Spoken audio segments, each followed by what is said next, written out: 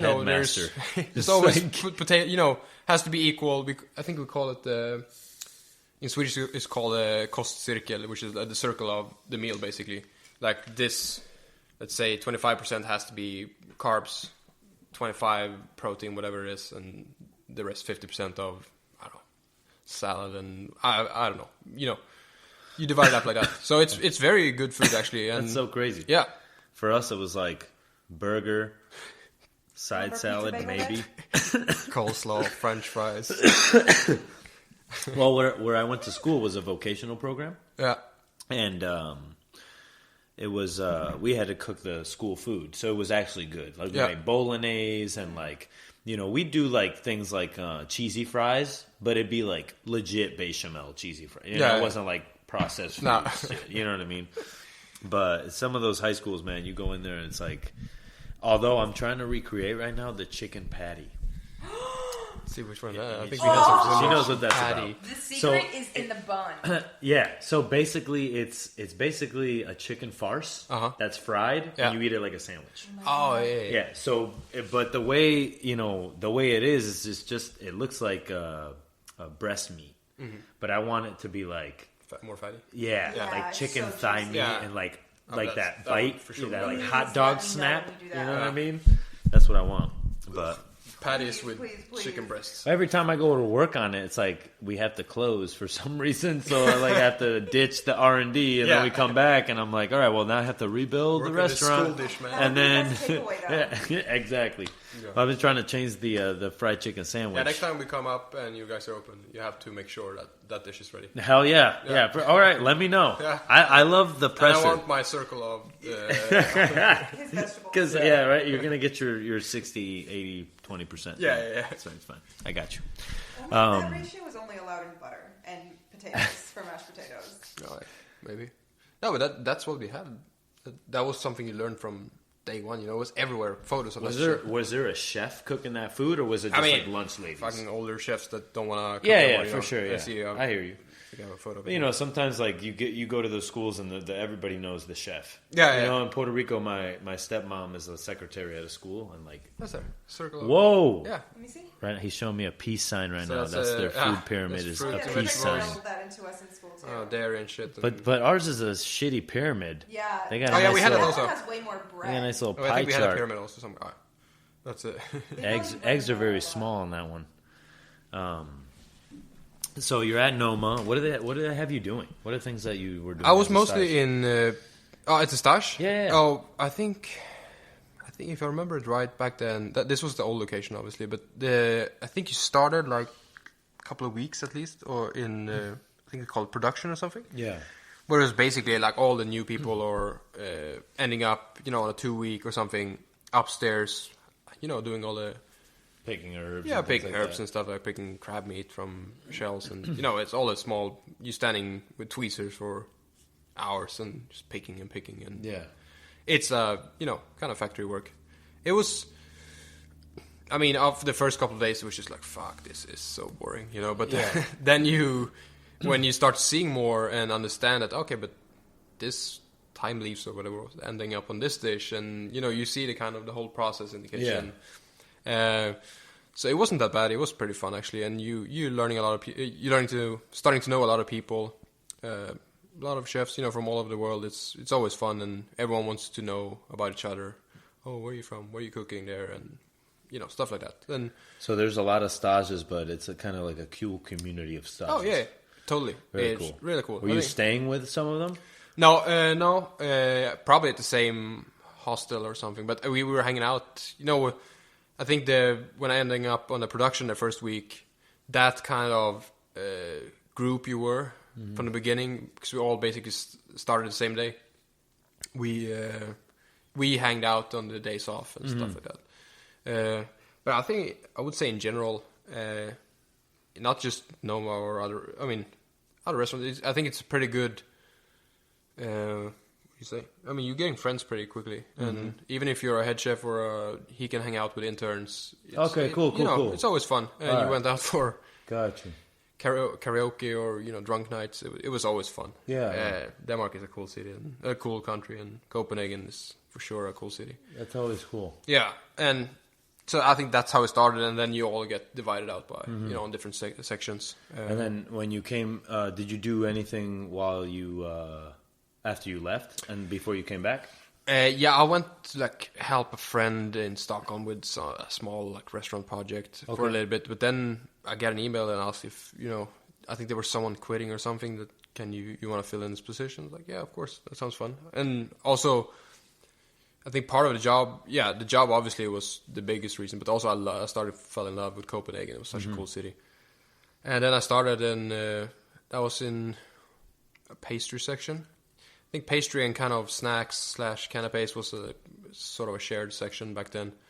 It was fun. I learned a lot. I worked with mostly with a little bit with Milton. Milton Abel. Mm-hmm. He's in Denmark now, but I think back then he left for I think French Laundry or Per Se maybe. But he's awesome. I learned a lot from him. And at the time that you were staging, was the fermentation lab a thing? Yeah, I think they just started on that they just started boat, doing it? I think, back then, the houseboat. Yeah.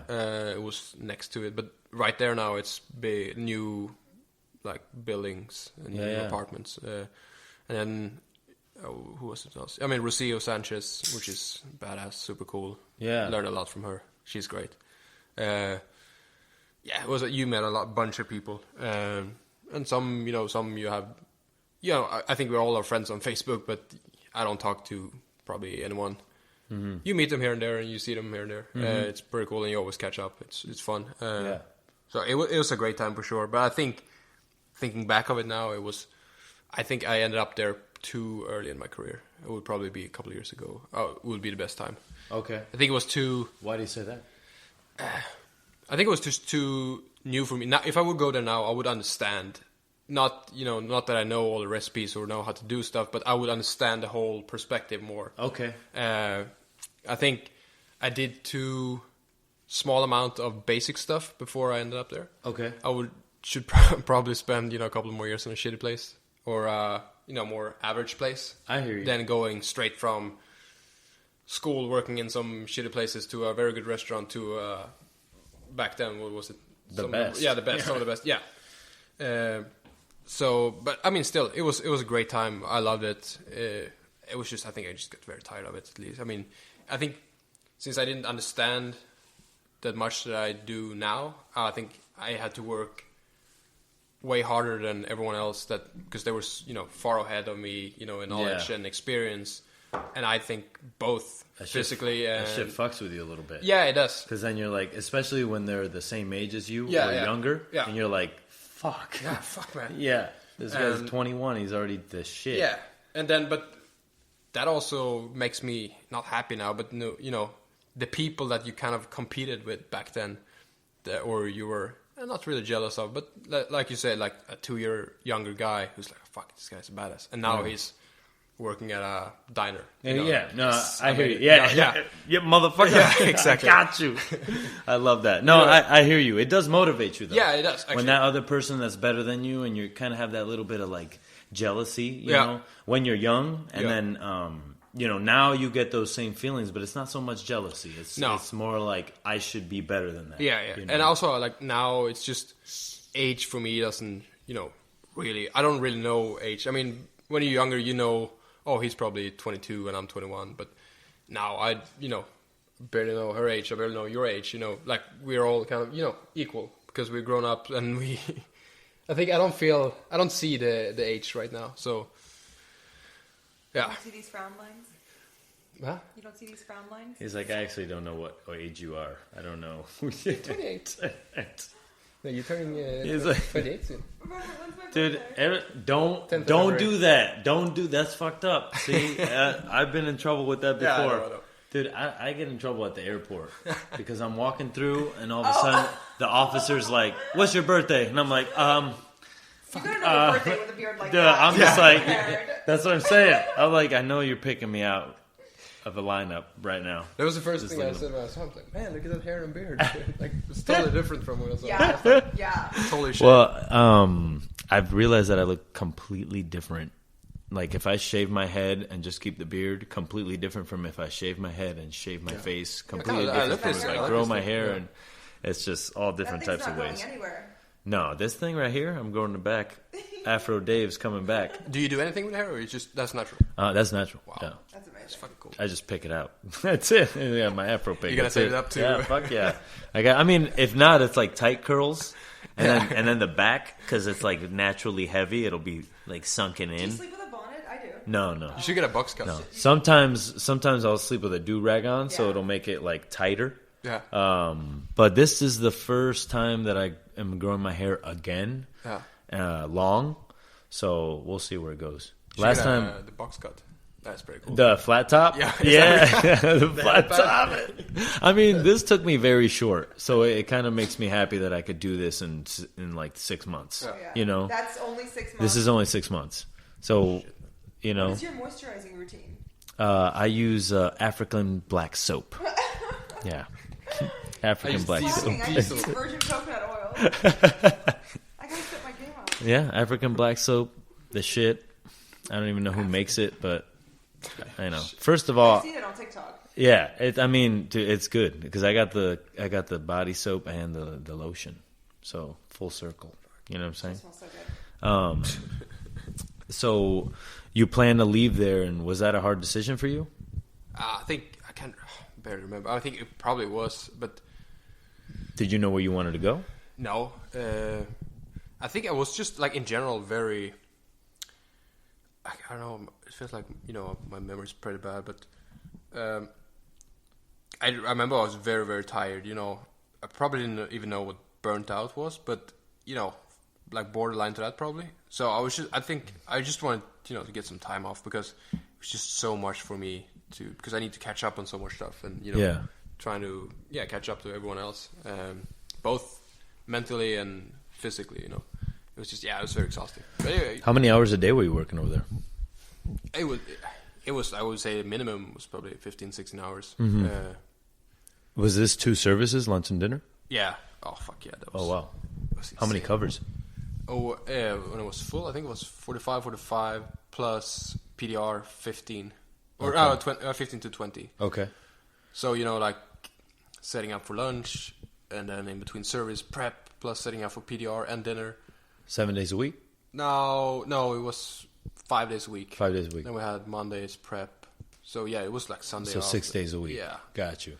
Now, and you can do that, of course, when you're young and I wanted to do it. When you want it. Yeah, you want it. Yeah. And of course, I don't mind doing it now, but you're getting, after 2 weeks, I'm dead. Exactly. You can feel like, and also it doesn't give me anything to work 7 days a week, like full power, full speed, like. Yeah. When you're that young, you're a doer. You're doing what people tell you to do and what you're instructed to do. But when you're older, you need to take your own decision and create your own food or be creative in general. You can't be that if you heads down. Heads down, exactly. It doesn't work. You're getting total tunnel vision and almost like robotic. Yeah, and then when you think of dishes yourself or things you want to do, is very much like what you're doing. Yeah. So you're like, you feel like a fake. Yeah, this is not me. This is not my food. This is like. Exactly, and people can argue with like, oh yeah, you're spending 16 hours a day and putting time leaves on a plate. Like some people that's what they want to do. I wanted to do it for a while, but obviously there's nothing I want to do right now. Yeah. But I totally respect people that want to do it, and for sure. It's their style of cooking. Yeah. I don't. That's not my thing. Yeah. So you left there, and where did you go from there? I left there and went. Let's see. Directly into work, or did you take a little break? No, I think. No, I had a friend who worked at Maimo in Oslo. Okay. Let's see now. So I ended up there.